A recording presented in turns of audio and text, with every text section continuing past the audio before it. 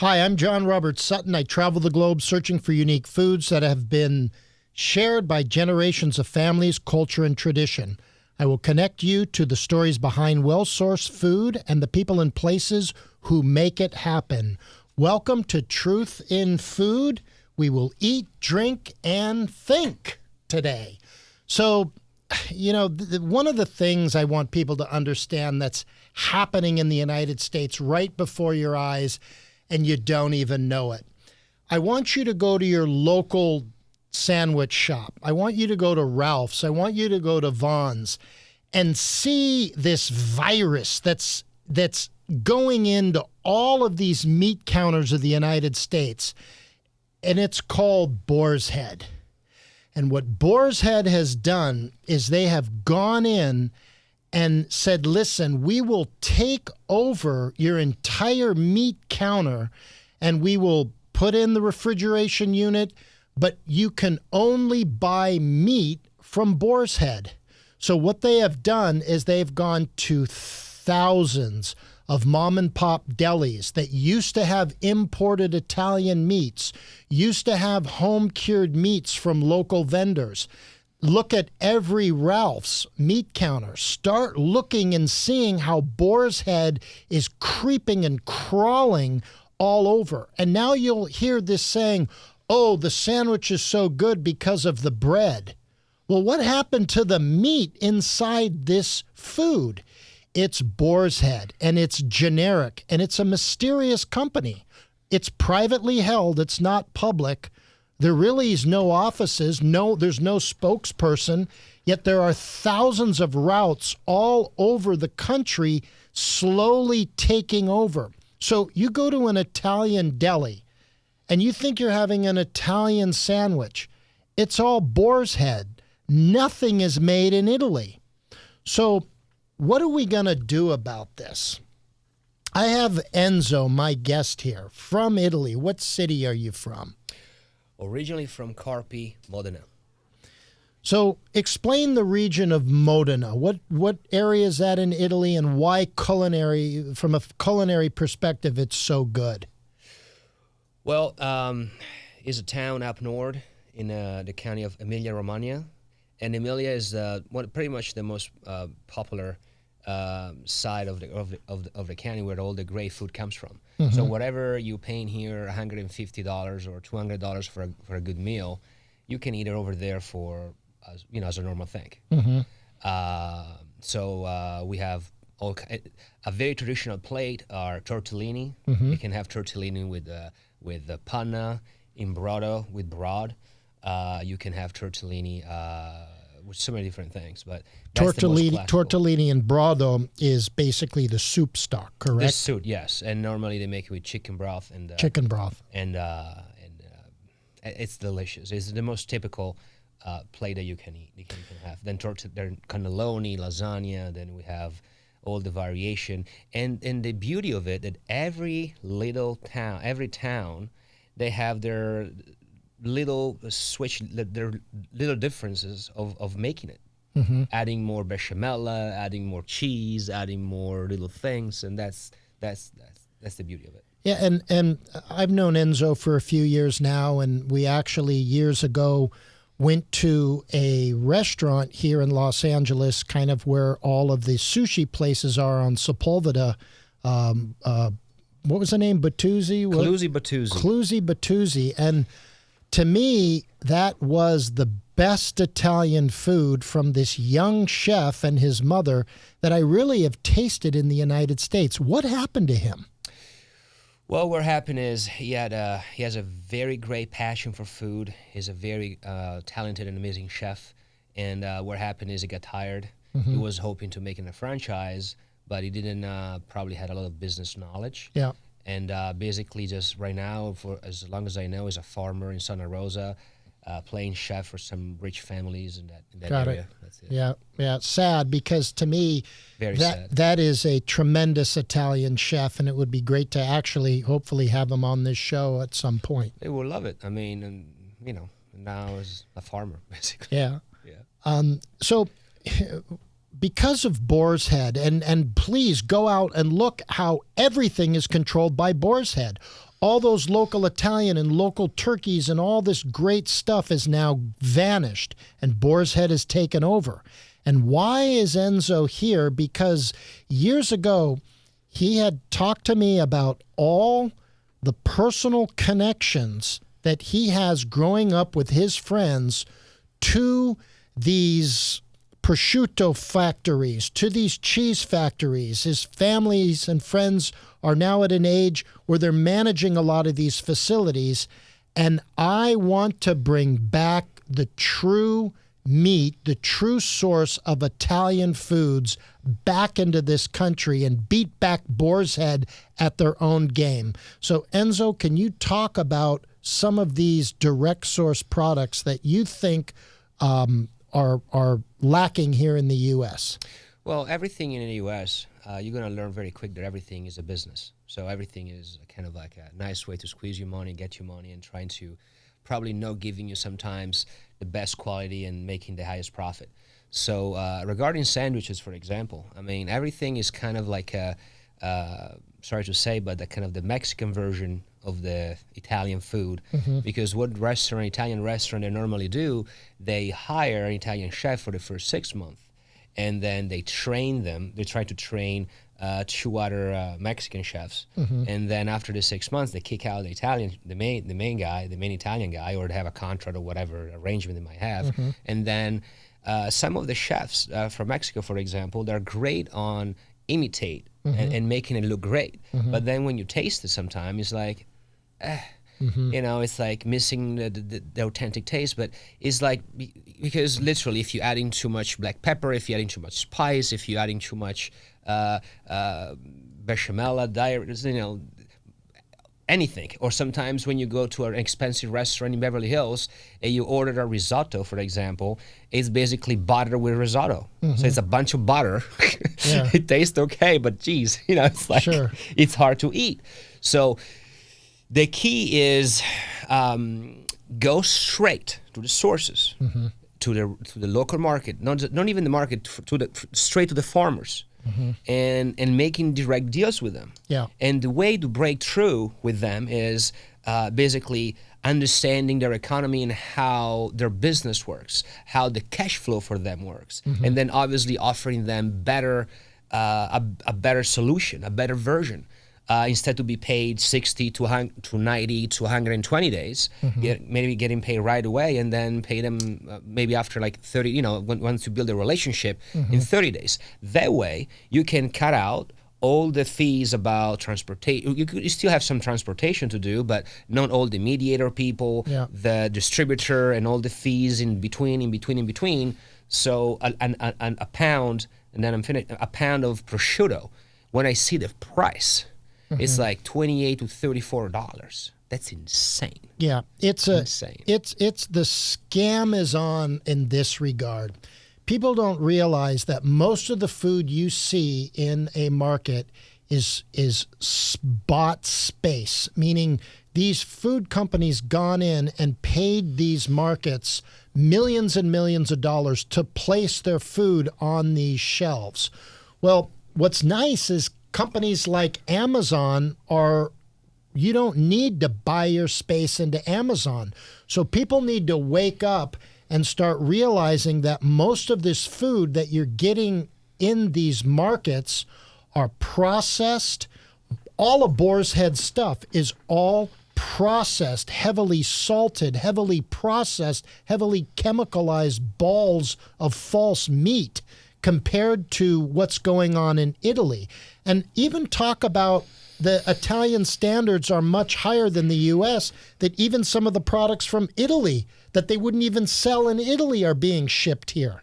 That's correct, because back in Italy, we have higher security standard for food, so higher regulations. And unfortunately, I'm saying unfortunately because I love the U.S. Of course. I mean, this is my house now and my home, and then about 50 to 60% of the food that is legally sold here in every supermarket and stores is basically illegal back home. Illegal. In Italy. Illegal. Yes. Because it's actually can cause you cancer and give you other diseases. You know what? Go look at what you think. If you go to Italy and you go to some of these places, go look at some of these Italian labels. Like the pasta that has a fancy Italian name, it says made in the USA on it. I mean, you know, even Greek yogurt is not Greek yogurt. You got to start waking up and exploring this stuff, because the only thing you can control is with your two hands is what you put in your body. And a lot of this stuff is heavily processed food, and the pharmaceutical companies are investing in food because what is this now? Well, basically, I saw a documentary called The C Word. And you're a documentary filmmaker too, a very renowned one. Yeah, I make feature films, documentaries, Yes. also I direct a couple of documentaries too. Basically, I saw this one, and Morgan Freeman was there too at the CIA here in Century City. So long story short, that was pretty shocking, knowing that a lot of pharmaceutical companies, they're investing right now in junk food. So long story short, they want to get you sick, obviously, in order to make more sales for especially chemotherapy, you know, because junk food, especially cancerogen food and stuff, it can give you colon cancer, any kind of cancer. And if I'm not mistaken, chemo is about $250,000 in the United States. So it's insane. And everything is a monopoly. That's why also, we talked this about another time, I create another system just to, for for healthcare related. Yeah, I just saw Bernie Sanders take a group of people from Detroit to Canada to buy insulin at a fraction of what it costs in the United States. Now, why do you need insulin? Because of the rash of diabetes taking place. You know, because the colonel, the king, and the clown has captivated our entire eating habits in this country, and so diabetes rates are soaring. You know, they don't teach you in college basic healthy eating habits, basic banking habits. So it's so sad to see this next generation of college graduates be financially bankrupt because of the massive amounts of student debt, and be health bankrupt because, you know, drinking Starbucks every day and eating McDonald's every day is causing lots of diabetes issues. And to find out that the pharmaceutical companies are promoting unhealthy eating habits so you can then profit from selling medicine back to them. And again, government should be a shield, not a sword. They should be here to protect us. And I'm just learning these things every day, and it's a real shame. A real shame and disgrace, but unfortunately, it's the system how it's being built up in Washington. So it's not like there is really nobody's fault, and Democrat, Republican is just the way they. Yeah, and knowing that the FDA, which is the Food and Drug Administration, and I've shipped in hundreds of thousands of containers into this country, their recent laws are basically to hurt the small guy. The amount of paperwork and legislation and false accusations about how food is supposed to be stored and saved and this and that, the amount of enormity it takes to undergo what those requirements are recently has caused so many companies to go out of business that what's only left are these large-scale food processing behemoths that it's a real tragedy, and that's why we're here to discuss how by one container at a time we will go direct to the best farmers in Italy that produce the freshest meat products, cheese products, and by pallet, by cheese, by meat, we're going to slowly change this direction in the U.S. Talk about the small farmer. Give me an idea what that is like in Modena, in Italy, your area. Well, that's a great, beautiful area. I used to play with my friends. I remember with our with our with our bikes all over the fields, around farms all the time, and it's very. I mean, you can literally grab an apple or like grapes or whatever straight from the tree, and it tastes amazing. You know, like maybe you gotta wash it now because of the but beside that, it's like literally straight, genuine from the ground to you.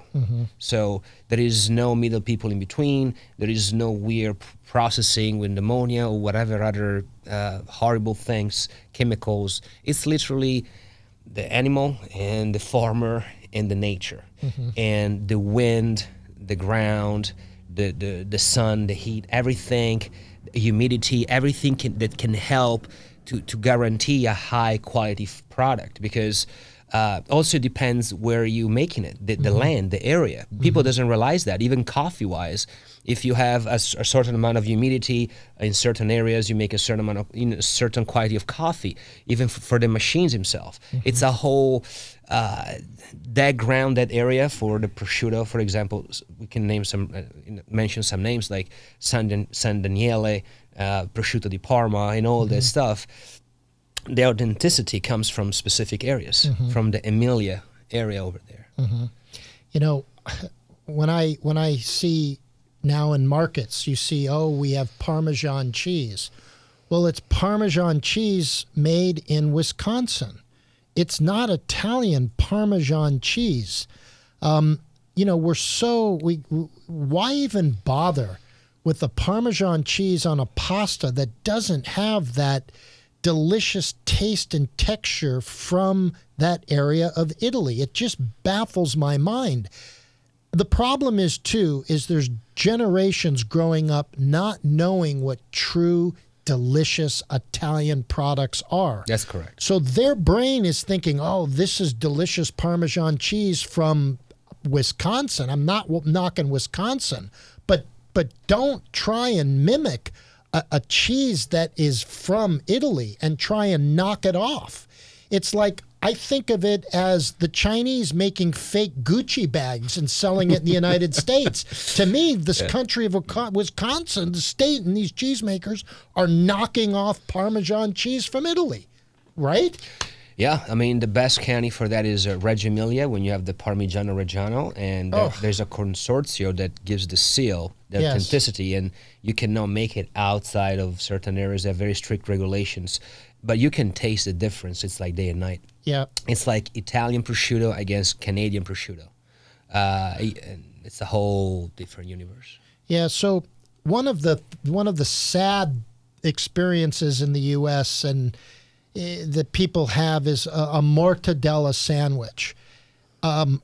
If you have Italian mortadella, that creaminess of that meat that's mixed in, some have pistachios in there, some have other things. So talk about the mortadella, the Italian mortadella, the real stuff, as opposed to the lunch meat that the mortadella sandwiches are basically served in the jail cells here in the U.S. Well, we used to eat mortadella as a snack break in school. And mortadella is one of the cheapest ham that we have, and is actually made out of all the waste of what's left over of the pig. And it's just so tasteful and amazing, and it feeds you. I mean, literally, there is nothing you can throw away of a pig.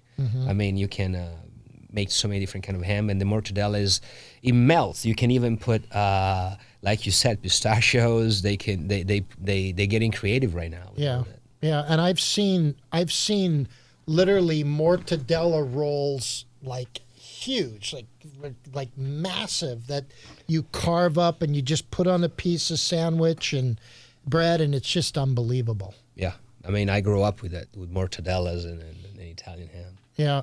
So talk about some other meats that I saw, cotto and speck, and talk about some of the other meats that we're not really familiar with here in the U.S., but we will be bringing them in. Speck is a very popular and famous. I mean, it's been made in the Alps, in Trentino, all those areas over there, and is more is smoked, basically smoked ham, but nothing compared with what they're selling here.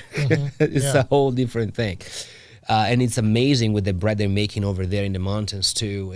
When I have a cabin over there near Cortina, and I literally have breakfast and lunch with sandwiches because it's so amazing. And you can put also a slice of Fontina cheese made from the Alps as well. I mean, it's bomb. Is Fontina Italian? Is that a northern cheese? Fontina, yeah, they make it up north, and then you have different kind of cheese. In Sardinia, it's the island. They have the pecorino sardo. They have so many different kind of cheese over there too, because they have a lot of like farmers in the mountains and everything. And ricotta salata from Sicily, the famous ricotta salata. And they making ricotta. They making ricotta salata. They make regular food. They can make sweet, the cannoli, the cassata siciliana, the cake. I mean, it's some amazing food. You cannot go wrong with that. But my favorite, going back on ham-wise, that we didn't mention, is something called bresaola. Bresaola, I've heard of this. is the most leanest and healthy in a way, because there is no fat whatsoever. That you can spend literally probably about $20 somewhere in Beverly Hills to have a little plate with 6 or 8 slices of it, and it's insane. but the thing is the most healthiest meal that you can have. A lot of athletes, they eat bresaola every day, all day long back in Europe, especially in Italy. That's what they eat. And it's one of my favorite, because you can put Parmesan cheese, arugula on top, and then you can put a little bit of real balsamic vinegar, not the acid vinegar they try to sell here sometimes and say it's from Modena. No, really. I mean, there is so many better versions. They're more thicker, and they're more sweet. The real balsamic vinegar doesn't have to be acidic. If it's acidic, it means it's cheap. So that plate of bresaola is one of my best dishes. And here, they take it off from some supermarkets already, and you can just buy it in some place, and it's incredibly expensive. And I'm refusing to spend so much money to pay for something that, first of all, okay, I love, but it's like a feeling like I'm getting ripped off. Yeah. That's why we have to import bresaola and all the delicatessen and amazing things back here, because it's all about education. It is. Educate the new generation, and American people, they love food. Yep. Quality food. Yeah, and you know what, speaking about education, that's what we're doing here in the Groove Radio Studios in downtown Los Angeles. This is the epicenter of having incredible healthy conversations on food. We will be doing events here at some point where you'll be able to taste these products for yourself. Stay tuned for that. One more question. I would like to know why you think Americans are so much more overweight than Italians. What is the core thinking that Italians like you have when you see this in the U.S.? Unfortunately, it's all about what you guys, you get used to. You guys get used to culture-wise, and also educational-wise about food. There is no real education about. Even from the ground, like from the government level and up, they allowed you to eat junk food. They give it, hey, it's here, eat it. So, okay, it's here, so if it's Big Daddy who gives it to me, it must be good. But then actually, no. It can get you sick. And then get you sick, you have to pay more for health insurance. I mean, it's beyond upsetting, so to be honest. So in the schools in Italy, when you have the grandmother chef bringing in the ingredients for, she's not bringing in macaroni and cheese and no, junk. hell no. She's really a tough steward that the children, the little bambinos, are eating fantastic food. Is that we it? were eating pretty good food. I was in before I went to a military school, I went to a Catholic. I've been in a Catholic private school for a while, and we had nuns or like grandmas make us food for lunch, and it was like eating at home. I mean, it wasn't like eating what do you call food here sometime in school. When I seen it, I said, what the heck is TV that? dinners. It's horrible. Yeah. I mean, honestly, I feel so bad because I love this country so much. I love the whole American spirit. I love the whole thing. And when I see these things, it's the basic. You got to love your citizen, and you got to provide them like a big, it's like a big family. You gotta providing good stuff. Pancakes. Did you have pancakes growing up filled with sugar Hell syrup? no, hell no. Even the concept of bacon himself, it was a marketing scheme. Then this guy one day woke up and said, "Well, I have a bunch of like bacon, and I want to." Basically, with commercials, we became to believe here in the U.S. that even here that the bacon is the main thing with bacon and eggs. Is the main thing for breakfast. No, this is a marketing scheme. Yeah. Like diamonds, you have to give a ring with a diamond to your wife. 100 years ago, or even around 100 years ago, you could get married without having to spend so much money for a diamond ring. There was another corporate scam in the diamond industry. Everything is researchable. You can Google it. You can make your research. But going back on food, it is sad. They put in your head. Yeah. It is delicious, but it's not healthy. You're right. And you know what? This show is not only to talk about the problems, but we are providing solutions. I'm not going to sit here and go after government officials or companies.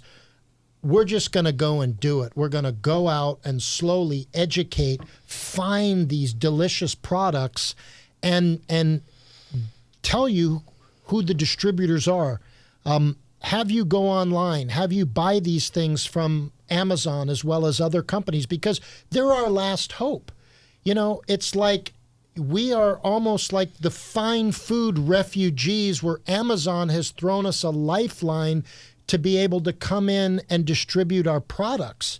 Otherwise, we wouldn't have a chance. There's such few distributors, always looking to wring out that profit under any circumstance possible, not caring about what's best for you. And we have an amazing opportunity. I know Enzo has, since he's been very young, has gone all over Italy. Recently, you have gone and you've picked out how many locations? I saw a sheet of how many products we're going to start loading up and bringing in here. Yeah, everything that, I have a lot of friends since childhood that they've been working and now they became executives in some companies, and they know all the best places where pick up the stuff and everything. And the good thing is most of these farmers, they don't even use computers, so you can even go on Amazon in a way. You have literally to know them directly, and they can barely, they know how to do an invoice, but that's, and have a bank account, but that's it. Yes. So that's a key element, just to have also an exclusive directly with them. Yes. With all these people. Strategically there is a whole way we can do it, and we're discussing it, but it's, again, I'm so excited about this because the good food, the authenticity of the food, and because eating good food has to become part of American culture.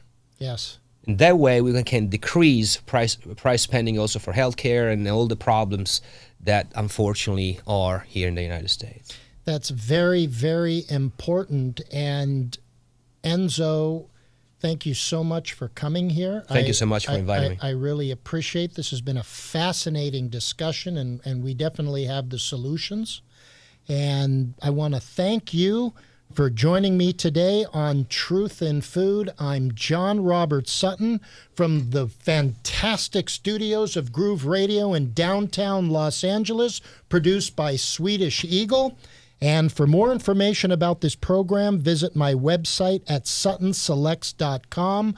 Please click the like and follow button on Sutton Selects and Truth in Food. Thank you, and eat, drink, and think.